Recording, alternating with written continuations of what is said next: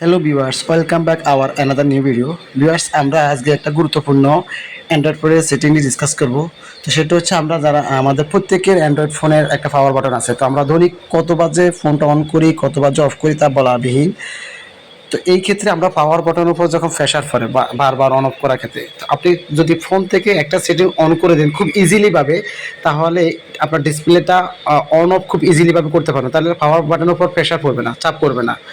Viewers, আমি আমার এই চ্যানেলে বা ফেসবুক পেজে এই ধরনের নিত্য নতুন ভিডিওগুলো আপলোড করি। তো আপনি আমার চ্যানেলে যদি নতুন হয়ে থাকেন, চ্যানেলটা অবশ্যই সাবস্ক্রাইব করে দেবেন আর ভিডিওটা শেয়ার করে টাইমলাইনে রেখে দিবেন, যাতে অন্যদেরও উপকার আসে। ঠিক আছে?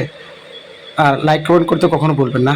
তো আমরা আমাদের স্মার্টফোনে থাকা যে সেটিংস আছে ওখানে চলে যাব। সেটিংসে যাওয়ার পরে আপনি ধৈর্য সহকারে ভিডিওটা ফুললি দেখবেন, কোনো মতে স্কিপ করবেন না। আর বুঝতে অসুবিধা হলে অবশ্যই কমেন্ট করবেন। তো এই যে সার্চ বার এখানে আসছে, এই সার্চে এখানে ক্লিক করবেন ডাবল। এখানে এই যে আমি আগে সার্চ করছিলাম, যে এখানে সার্চ হিস্টোরিতে আমার আছে, আমি এটা ডিলিট করে দিচ্ছি। DOU, এই যে দেখেন আমি ডাবল লকে যখন হাতটা উঠাইছি, আঙুলটা উঠাইলাম, তখন আমার এখানে এই কতগুলো মেনু আসছে। মেনুতে লেখা আছে double tap two lock, double tap two ওয়েক or turn off screen, double tap two scan. তো আমাদের আজকের টপিকসটা হচ্ছে কিন্তু যে ডাবল ট্যাপ করলে আমার স্ক্রিনটা অন হবে আর ডাবল ট্যাপ করলে স্ক্রিনটা অফ হবে, এই যে জাস্ট এটা। তো আমি এখানে ক্লিক করলাম।